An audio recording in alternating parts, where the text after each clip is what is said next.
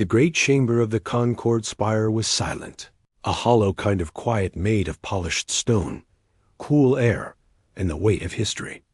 Stars, real stars, seen through the colossal transparent dome above, glittered with a cold, distant light.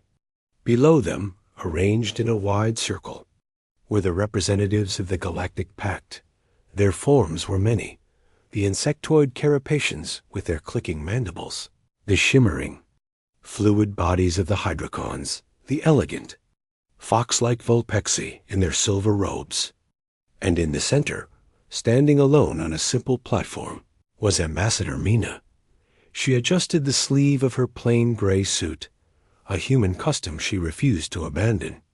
Her dark hair was tied back, severe and practical. Her face, which her aide June once said could be kind, was now a mask of calm professionalism. But her eyes, a deep brown, held a weariness that no amount of sleep could fix. For 3 human generations, people like her had stood in places like this. They had argued, negotiated, compromised, and swallowed pride to keep the fragile peace. Humanity, late to the galactic stage, had chosen the path of the peacekeeper, the mediator, the eternal appeaser. It was a role they had played so well, the galaxy had come to see it as their only function. The Vulpexi ambassador, Lorvik, was speaking. His voice was a smooth, cultured ripple in the chamber's translator field. The proposal is not punitive, Ambassador Mina. It is a necessity. The instability of the human psyche, your documented history of internal conflict.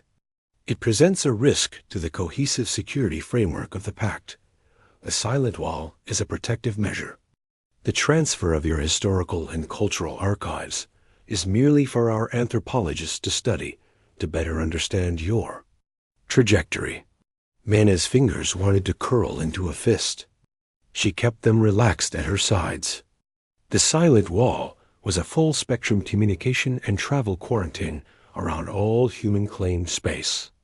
It was a cage, and the anthropological study was the theft of their soul.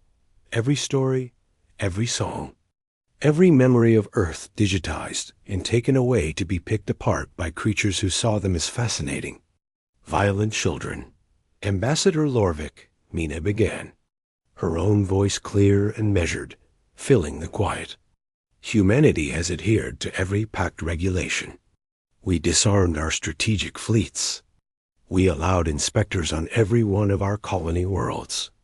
We have mediated 7 major conflicts between Pact members in the last century alone, saving billions of lives that were not our own. This demand is not about security. It is about control. You fear what you do not understand, and you have decided understanding is too much effort. You wish to put us in a box and forget we exist. A soft, discordant hum came from the Carapacian delegation.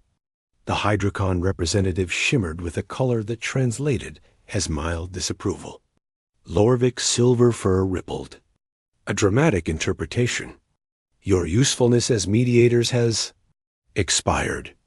New factions within the Pact find your presence destabilizing. The vote has been taken. He gestured, and a holographic display flickered to life above the assembly circle. The resolution saw system demilitarization and cultural transfer glowed in cold blue script. Next to it, the tally was unambiguous. Every species, even those Mina had considered allies, had voted in favor. The circle was complete, and humanity was on the outside. The Pact, Lorvik announced, the finality in his voice, like the closing of a tomb door, is dissolved in regards to the human species. The silent wall activates in 6 of your hours. You will be escorted to a transport. Any human vessel outside the wall at that time will be impounded. Any transmission will be blocked. This proceeding is concluded. The weariness in Mina's bones turned to ice, and the ice burned. She did not move. She looked at each representative in turn, meeting the multifaceted eyes of the Carapacians, the shifting surface of the Hydrocon, the cool, amused gaze of Lorvik. She was not recording this with any device. She was etching it into her own memory. "You mistake our patience for weakness," she said, her voice dropping, but somehow carrying further in the vast silence. "You mistake our desire for peace for a lack of will. For decades, we have absorbed your insults, accepted your unequal treaties, and smiled. We did this because we believed the shared future was worth the humiliation of the present." She took a single step forward, and the two Vulpexi guards at the edge of the platform shifted. "But you have confused the mask for the face beneath. You have never seen our fury. You have only seen our restraint. Remember this moment. Remember that you had a partner who sought to build, and you chose to make an enemy. You are not putting us in a box. You are giving us a single, unified purpose." Lorvik's sneer was evident, eloquent as always. "Take her away." The guards moved, their steps silent on the stone. Mina did not resist. As they led her from the platform, she took one last look at the starlight through the dome. They would watch. The whole galaxy would watch from their spires and their ships as the silent wall closed. They would think humanity was being put to sleep. She knew differently. As the heavy doors sealed behind her, the fire in her chest was the only warmth left in the universe. Peace had been a choice. It was a choice the galaxy had just revoked. The journey back to the human transport ship, the Diplomat's Grace, was a silent procession through the gleaming corridors of the Concord Spire. Other species delegates averted their gaze. Some looked pitying. Most looked relieved. Mina held her head high. On the ship, her aide, June, was waiting. He was a tall man, younger than her, with a military bearing he could never fully hide, even in a civilian suit. His jaw was tight, his eyes hard. He had watched the proceedings from the ship. "It's done," Mina said, her official mask finally cracking as the airlock of their own vessel sealed with a comforting hiss. Exhaustion flooded in. "They voted unanimously," June said, his voice flat. "Even the Threnody." The Threnody were a gentle, plant-like species humanity had rescued from a stellar flare. Their betrayal stung more than the Vulpexi's arrogance. "Fear is a powerful motivator," Mina replied, sinking into a chair on the bridge. "And we let them fear the wrong thing. They feared our potential for chaos. They should have feared our potential for unity." The Diplomat's Grace detached from the spire and began its slow, prescribed journey out of the core systems, toward the edge of Pact space and the soon-to-be-activated wall. On the main viewer, the glittering assembly of Pact ships and habitats receded, a beautiful, hateful jewel. "Orders from Earth," June said quietly, handing her a data slate. "For your eyes only." Mina took it. The message was brief, from a consul she knew was sitting in a bunker deep under Geneva. It contained only 2 words, Project Lazarus. She deleted the message, the slate wiping itself clean. She looked at June. The hard look in his eyes was now mixed with a fierce, grim light. He knew. Not the details, but the meaning. "They're watching us right now," June said, nodding toward the viewer, showing the Pact surveillance drones tracking their ship. "Let them watch," Mina said, turning her chair to face the dark. Empty space ahead, the direction of home. Let them all watch. They saw the end of peace. Soon they will need a new word for what comes next. The silent wall was not a visible thing.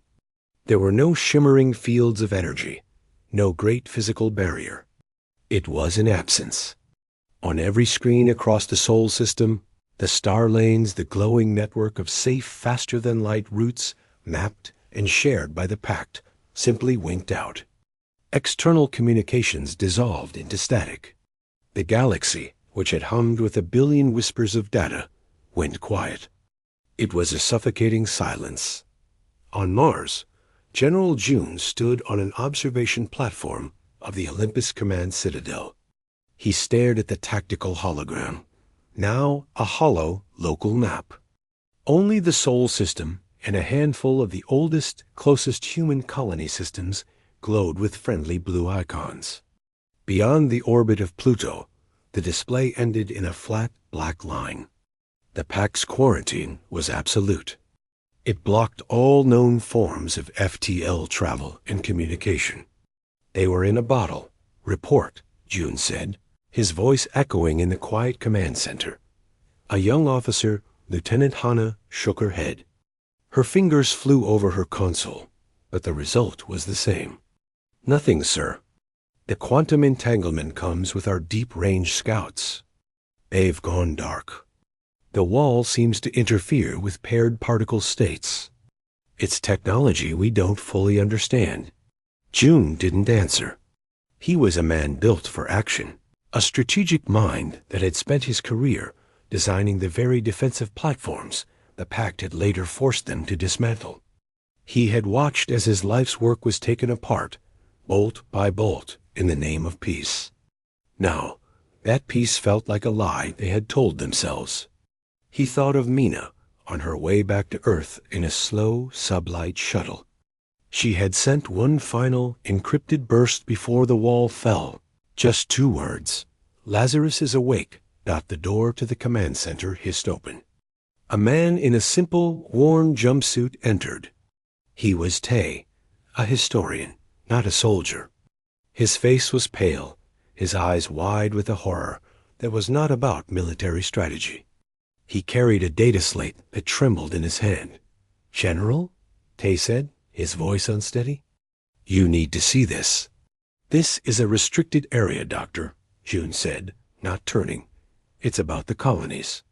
The ones outside the proposed wall boundary. New Haven, Persephone's Rest, Griffin's Landing." That made June turn. Those were not military outposts. They were farming communities, research stations, families. They were supposed to be evacuated before the wall went up. The Pact had promised safe passage. Tay thrust the slate forward. On it was a garbled stream of data, a final screaming burst from a dying ship's beacon. It was video, shaky and broken. It showed the green fields of New Haven from orbit. Then Volpexi destroyers, sleek and predatory, descended. There were no explosions aimed at cities. Instead, they saw precise orange beams cutting communications towers, spaceports, and power grids. Then, larger, bulkier ships descended. Packed troop carriers. The signal was fragmented, but we pieced it together, Tay whispered. "They're not impounding our ships, General. They're not quarantining those colonies. They're taking them, erasing us from them. The Pact is annexing every human asset outside the wall. The evacuation transports were never met. They were disappeared." The cold fury that had been simmering in June's chest since the vote in the Spire ignited. This was not politics. This was extermination by stealth. They were being erased from the galaxy, piece by piece, while locked in a cage. How did this get through the wall? June asked, his voice dangerously calm. "It didn't," Tay said. "This was sent 12 hours before the wall activated. It was buried in a routine weather data packet from a deep space telescope. A dead man's switch set by one of our agents. The Pact's blockade started the moment the vote passed, not when the wall lit up." June looked back at the tactical display, at the black line of the wall. They weren't just isolated. They were buried alive, and the galaxy was quietly stealing their graves. "Lieutenant Hana," June said. "Sir?" "Scramble a fast courier. Priority Alpha. Destination: the Pluto Research Array. Message for Director Quan: 2 words. Lazarus Green." Hana's eyes widened slightly, but she nodded, her hands moving to execute the order. The Pluto Array was a civilian astrophysics station. At least, that was its public face. The interior of the Pluto Array was not what one would expect. Deep in the heart of the icy dwarf planet, in caverns carved by ancient drills and modern plasma cutters, was a shipyard. But it did not build ships as the Pact knew them. Here, Dr. Kwan, a woman with sharp eyes and grease permanently under her fingernails, oversaw Project Lazarus. For years, under the cover of mining operations and telescope calibration, her team had been working. They had used the resources given to them as peaceful infrastructure to build something else. June arrived in a small, fast shuttle.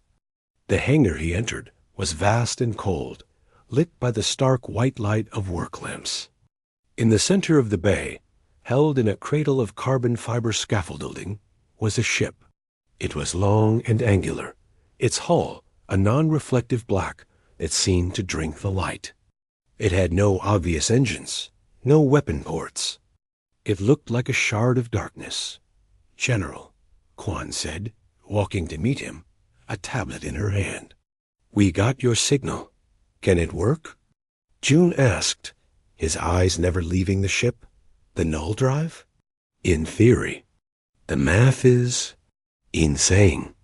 It doesn't move the ship through space. It uses a controlled quantum vacuum collapse to temporarily subtract the space between point A and point B. There's no wake, no energy signature for their scanners to find. It's a teleport for all intents and purposes." "And the dream web?" June asked. Kwan allowed herself a small, hard smile. "A Pact scans for neutrino bursts, hyperpulse transmissions, quantum entanglement. They never thought to look for a network piggybacking on the quantum foam itself, using linked human neural patterns as relays. Our people in deep sleep, volunteers across the system, are the network nodes. Their dreams carry our messages. The wall can't block what it doesn't believe exists." June finally looked at her. "We have colonies being taken. Our people are being disappeared. The galaxy is watching us starve in the dark. I need more than theory, Doctor. I need a weapon that can tear a hole in their reality." Kwan nodded to the ship. "That is the unyielding will. Its maiden voyage is ready. We just need a target and a pilot crazy enough to fly it." "I have both," June said. He pulled a data chip from his pocket. "These are the coordinates of the Volpexi fleet anchorage at Silhara, the heart of their border security. And the pilot's name is Kai. He was a border patrol pilot.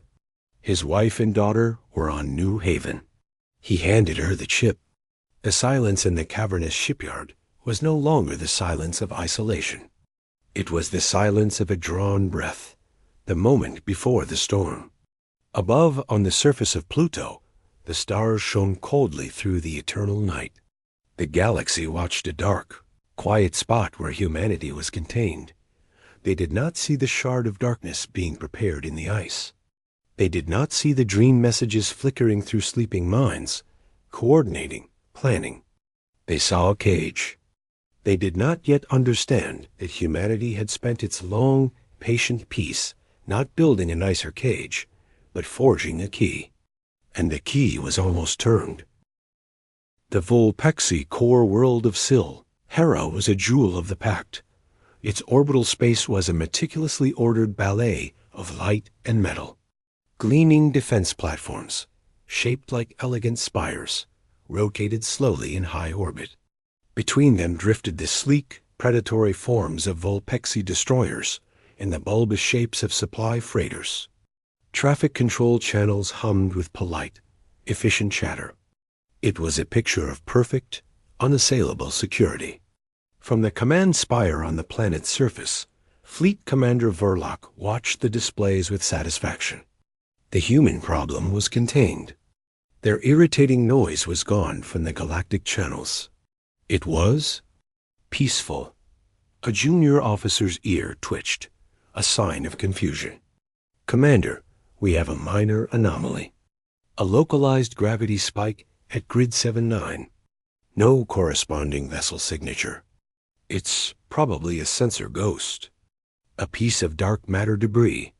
"Ignore it," Verloc said, not looking up from his report on resource extraction from the newly acquired human colony.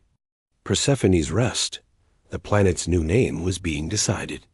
"Run a standard diagnostic." The officer nodded. But the anomaly didn't go away. Instead, it intensified. On the main tactical hologram, a point of space near the largest defense platform began to warp. It wasn't a ripple. It was a tear, a silent, impossible fracture in reality itself. It opened like a dark, unblinking eye, and from it, a ship slid into existence. Out there was no flash of light, no roar of engines, no distortion of an emerging warp field. One moment there was nothing. The next, the ship was there, hanging in the void. It was long, angular, and blacker than the space around it, a silhouette cut out of the starfield. Panicked, cold and sharp, shot through the command spire. Unidentified vessel. The officer screamed. At point-blank range. Shields, raise all shields. Alarms blared across Silhara's orbital defenses. The graceful spires of the defense platforms began to glow as their energy shields powered up. The destroyers turned, their weapon ports cycling open. But they were slow, confused. This wasn't an attack from the edge of the system. This was an attack born in their very heart. On the bridge of the unyielding will, Captain Kai sat in the command chair. His hands were steady on the armrests. His eyes were fixed on the main viewer, which showed the panicking Valpexi fleet. He saw the elegant spires, the symbols of the power that had taken his family. There was no hate on his face. There was only a cold, focused clarity. He had volunteered for this. He had dreamed of this moment in the silent, aching years since the news from New Haven. But now the moment was here. He felt nothing but the weight of the weapon in his hand. Channel open. Captain, his communications officer, a young woman named Sumin, said. Her voice was tight. Kai nodded. He leaned forward slightly. Vulpexi Command. This is Captain Kai of the Terran vessel Unyielding Will. You took our peace. Now you will meet our fury. He closed the channel with a nod. Execute. The Unyielding Will did not fire missiles or energy beams. Instead, a shimmering wave, visible only as a heat haze distortion, pulsed out from its hull. It washed over the nearest defense platform. The platform's shield glowed brilliantly for a second. Then the glow turned inwards. The gravity regulators, the very systems that kept the platform stable and powered, went berserk. The elegant spire didn't explode. It crumpled. Its metal skeleton twisted and folded in on itself like paper in an invisible fist. Before the contained reactor finally burst in a silent, pathetic flash, across the orbital space, the same wave hit the lead Valpexi destroyer. Its engines flared and died. Its artificial gravity failed, sending crew tumbling inside. Every system on the ship, from life support to weapons, simply stopped obeying commands. It was a dead hulk, drifting. What is that? Verlac shouted from the planetary surface, watching his fleet disintegrate without a single traditional shot being fired. Some kind of resonant logic bomb. A tech screeched. It's feeding chaotic data into their shield harmonics and gravity control systems. It turns their own power against them. Kai watched the destruction, his face still a mask.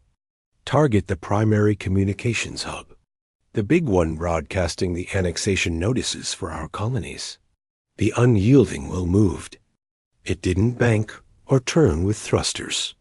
It seemed to flicker, disappearing from one point and reappearing 1,000 kilometers away, closer to the massive, disc-shaped communications array. Another pulse of that terrible, silent wave. The array's lights went dark. Its transmissions ceased mid-sentence. The Vulpexi were not cowards.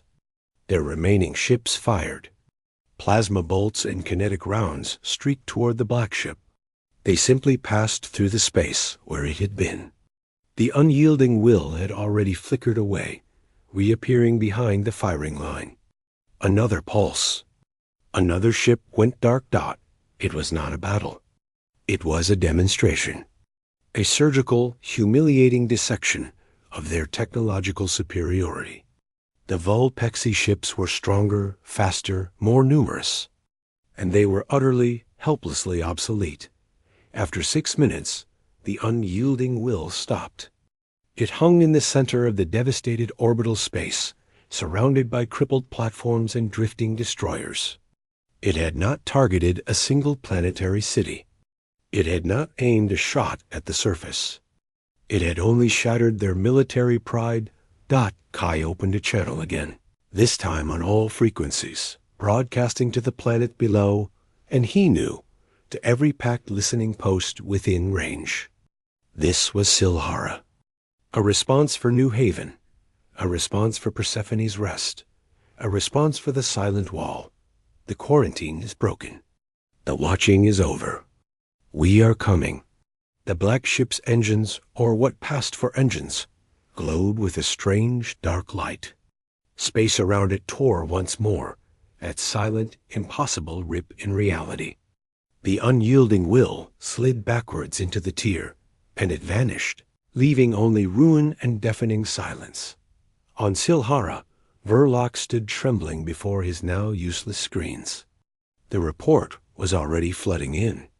70% of the orbital defense fleet was disabled.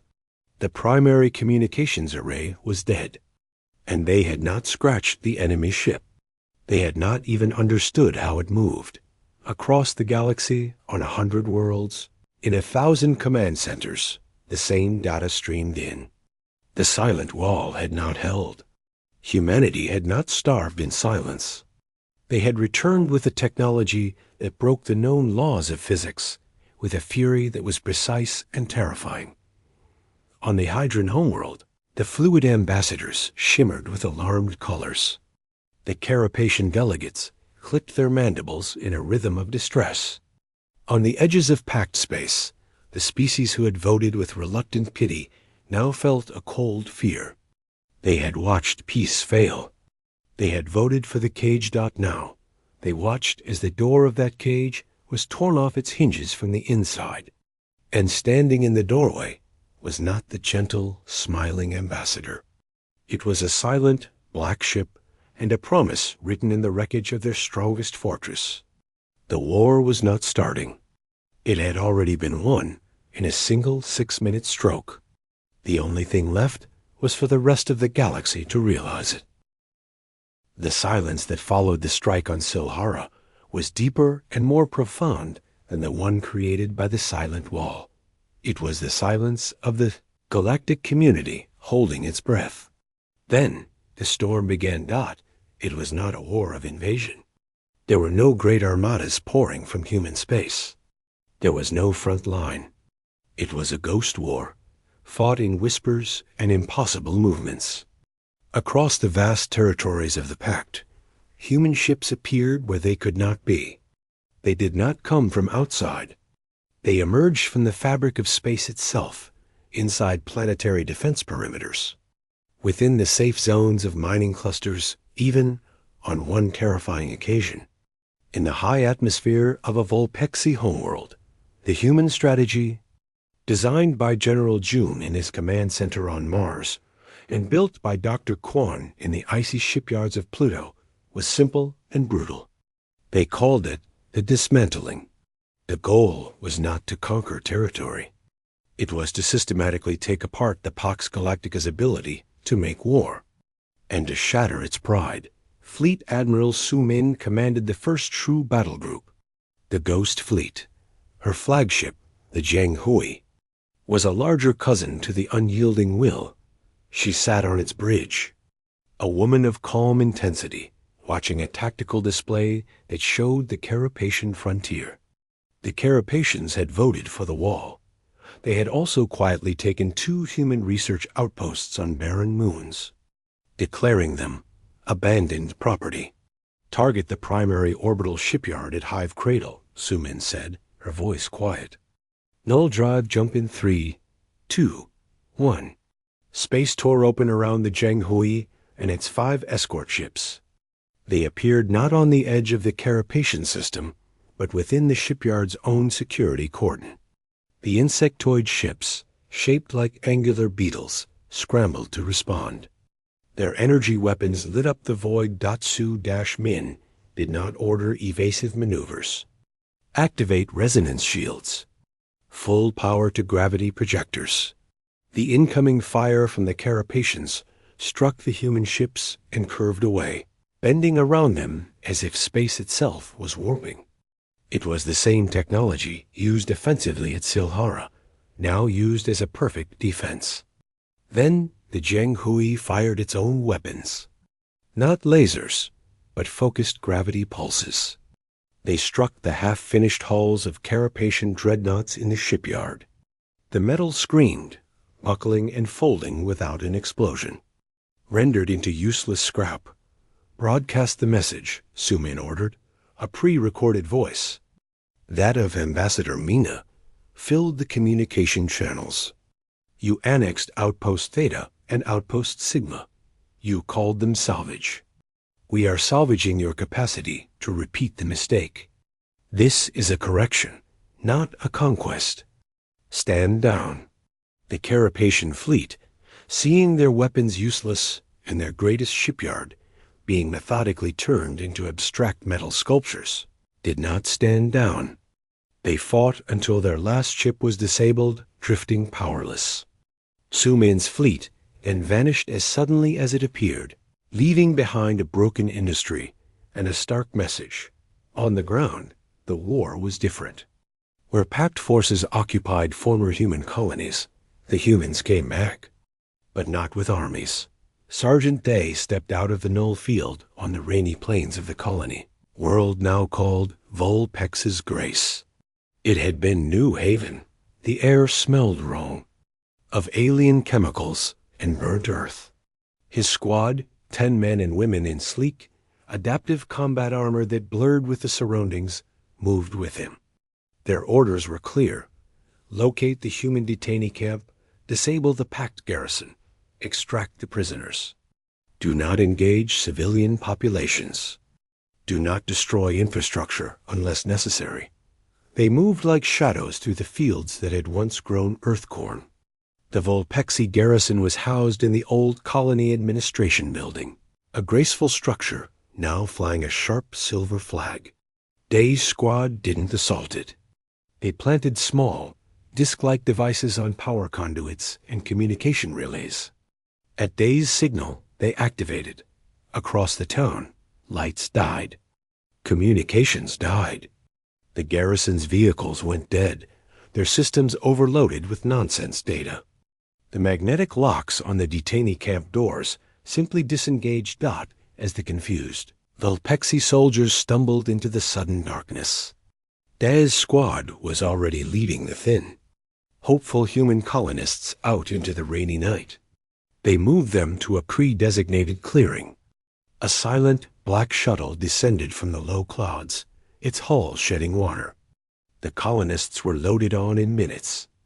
A Volpexi officer, brave and furious, charged into the clearing with a squad of his own energy rifles raised. They turned, his own rifle lowered. He fired a single shot. It was not a lethal bolt. It was a containment round. It hit the officer's rifle, and the weapon instantly fused into a solid, melted lump of metal, burning the officer's hands. The message was clear. We could kill you, but we choose not to. The shuttle lifted off, vanishing into the clouds. Day looked at the wounded officer, then at the now empty camp. The housekeeping is done, he said on an amplified speaker. You can have the building back. Then he tapped a device on his wrist. His squad blinked out of existence, retrieved by a null field from an orbiting ship. All across the former human territories, similar scenes played out. Pact garrisons found themselves isolated, blinded, and helpless as their property was quietly taken back from under their noses. Human forces were precise, merciless to military targets, and scrupulously careful with civilians and non-combatants. It was a fury with rules, which made it even more terrifying. On the Volpexi homeworld, the ruling council watched the reports pile up. Shipyards crippled. Mining operations halted. Colonies lost. Their mighty fleet was a laughingstock, chasing ghosts that could appear anywhere and strike with weapons they could not comprehend or counter. The unity of the Pact, always fragile, began to crack. The Hydrocons publicly questioned the annexation policy. The Carapacians demanded the Vulpexi bear the full cost of the war they had provoked. Blame spread like a virus. The galaxy was not just watching anymore. It was reeling. The image of humanity had been shattered and remade in the space of weeks. They were no longer the peaceful mediators. They were the silent, unstoppable judges, delivering a sentence the Pact had written for itself. The fury was not chaotic. It was the most disciplined, terrifying thing the stars had ever seen. And it was only just beginning to speak. The celestial ring of Xylos was a monument to peace. A vast, natural formation of glittering crystal asteroids held in a perfect orbit around a white dwarf star. It was where the Galactic Pact had been signed centuries before. Now, it was chosen as the site of the Pact's last stand. What remained of their unified fleet gathered here Vulpexi destroyers, Carapacian beetle ships, Hydrocon fluid vessels, and the smaller craft of a dozen other species. It was a formidable armada, shining under the cold light of the ancient star. But the shine was brittle. The crews were tired, their commanders fearful. They were not waiting to fight a battle. They were waiting for a verdict. On the bridge of the Zhenghui, Fleet Admiral Su Min watched the enemy formation on her screen. General June's voice came through the dreamweb, clear and calm in her mind. The stage is set. Begin the final movement. Across human space, in bunkers and ships and shipyards, people listened. Ambassador Mina stood on the bridge of the unyielding Will, now the diplomatic vessel. Captain Kai was at the helm, his face serene. This was the last act. The Pact fleet detected the anomaly simultaneously. Not at the edge of the system, not on a predictable approach vector. Space itself began to tear all around them. Dozens of rips, and hundreds, opened in the void near the crystal ring. It was as if the universe was developing cracks. And from every crack, a human ship slid silently into existence. The Zhenghui, the unyielding Will, and the rest of the Ghost Fleet did not appear in a formation. They appeared within the Pact formation, their black hulls scattered among the brightly colored, alien ships like shadows among jewels. Panic was instant and total. The Pact fleet scrambled, weapons powering up, shields flaring. But they did not fire. They were surrounded, outmaneuvered before a single move could be made. The tactical situation was impossible. Firing now would mean hitting their own ships in the chaotic melee. A single channel opened, broadcast on every frequency, to every ship, to every world watching in terror and hope. It was Mina's voice, Pact Fleet, species of the galaxy. You watched peace fail. You watched us be caged and erased. Now you see the consequence. On the main viewer of every ship, a visual feed appeared. It showed the lush, green fields of New Haven, now free, with human colonists looking up at a clear sky. It showed the broken shipyards of Silhara and Hive Cradle. It showed Vulpexi soldiers, unharmed, handing over control of occupied towns to human aid workers. It was a record of the war, the precise, surgical fury, and the deliberate mercy. We did not seek your annihilation, Mina continued, her image now visible on the screens. She stood, calm and unarmed, in her simple gray suit. We sought only to prove a point. Your strength was built on the idea that we were weak. Your peace was built on the idea that our patience was infinite. You were wrong. On the Zhenghui, Su Min gave a quiet order. Project the null field. Full spectrum. Link all ships. The human vessels did not aim their weapons. Instead, the strange dark energy of their null drives began to pulse in unison. A field of whispering darkness expanded from each ship, merging into a single vast sphere that enveloped the entire assembled fleet at Xylos. Inside the field, the Pact ships shuddered. Their weapon systems went offline. Their engines died. Their shields flickered and vanished. Every ship, from the greatest Vulpexi dreadnought to the smallest scout, was rendered completely powerless. They were not destroyed. They were switched off, floating gently in the silent embrace of human technology. It was the ultimate demonstration, not of destructive power, but of absolute control. Mina spoke again. You have seen our fury. It is precise. It is disciplined. It is over. The Pact, as an instrument of our suppression, is finished. We do not want your empires. We do not want your tribute. We want only this, never again. No cages, no silent walls, no annexations. She paused, letting the magnitude of their power and their restraint sink into the minds of billions of watching beings. You will return every human citizen, every artifact, every piece of our history you took. You will dismantle the silent wall. The colonies you stole will be returned, and reparations made for your occupation. These are not terms for negotiation. They are the conditions of your continued existence as a political entity. We will be watching. On the Vulpexi flagship, Fleet Commander Verlag stared at his dead controls. He looked at the image of Mina, at the black ships holding his entire navy hostage without firing a shot. The defiance drained from him, replaced by a hollow understanding. They had not been fighting a war. They had been judged. A new signal came, not from Mina, but from General June, his face appearing on all channels. He said only one sentence, a sentence that would be etched into galactic history. The Fury sleeps. See that it does not wake. As one, the human ships disengaged their null field. The Pact ship's system slowly, humiliatingly rebooted. Their power returned, their weapons recalibrated. But not a single captain gave the order to fire. The will to fight was gone, erased as completely as their systems had been. Then silently, the tiers in space reopened around the human vessels. One by one, the black ships slid backwards into the voids from which they had come.